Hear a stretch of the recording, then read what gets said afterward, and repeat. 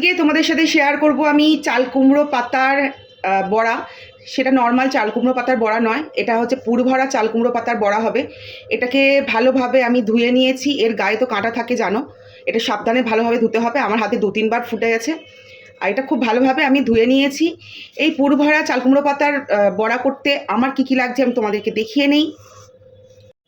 এখানে তো প্রথমেই লাউ পাতাটা ভালোভাবে পরিষ্কার করে ধুয়ে সাইড করে নিয়েছি, জল ঝরিয়ে নিয়েছি। পুর ভরা করার জন্য পুর লাগবে, তার জন্য নিয়েছি আমি এখানে চামচের 4 চামচ হচ্ছে সাদা সর্ষে, নিয়েছি পোস্ত, আর এখানে নিয়েছি হচ্ছে কয়েক কোয়া রসুন আর পরিমাণ মতো লঙ্কা। আর যেটা এর মধ্যে দেব স্পেশাল, সেটা হচ্ছে চিংড়ি মাছ। এই যে চিংড়ি মাছ ছিল, বড় বড় চিংড়ি মাছ, আমি কয়েকটা চিংড়ি মাছ এর মধ্যে দিয়ে দিলাম। এবার এটাকে পেস্ট করে নেব। পেস্ট করে নেওয়ার জন্য আমি প্রথমেই সব কিছু মশলা এর ভেতরে দিয়ে দিয়েছি।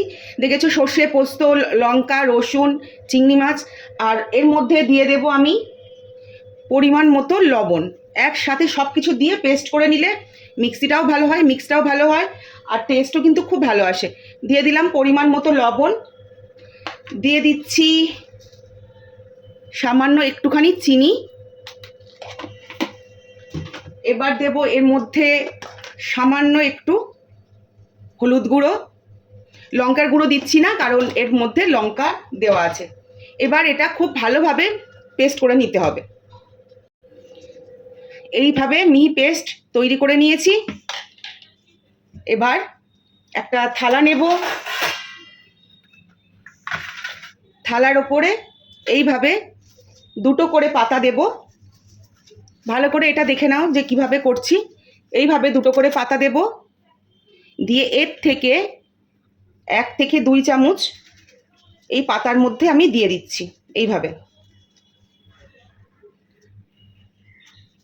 দিয়ে এইভাবে আমি এটাকে মুড়ে নেব।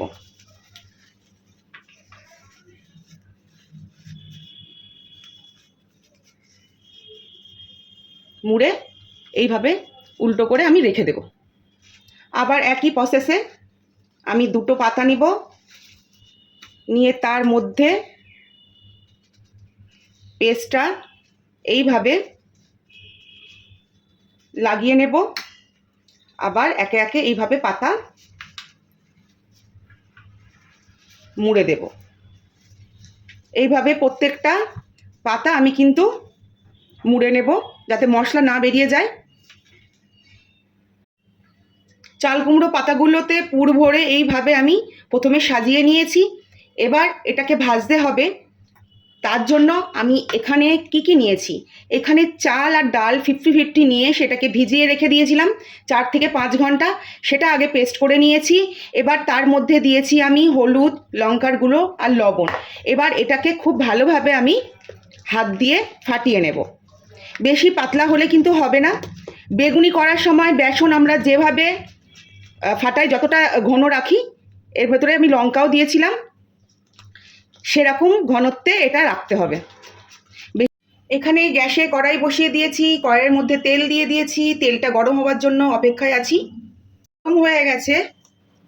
এবার এইভাবে আমি ব্যাটারটা মাখিয়ে নিয়েছি। এবার যে দিকটা বন্ধ করেছি সেই দিকটা নিচের দিকে দেব।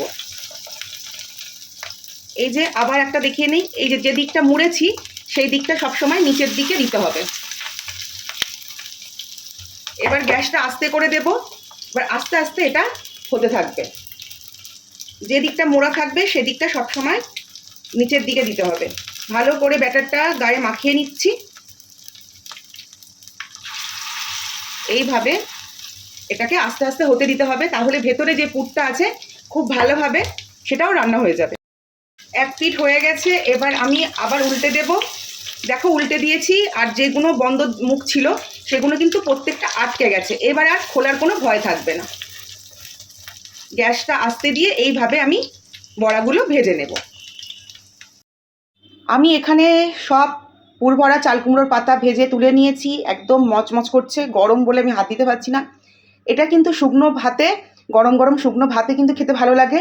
আর শুকনো ভাতে একবার খেয়ে দেখবে কতটা টেস্ট এটা।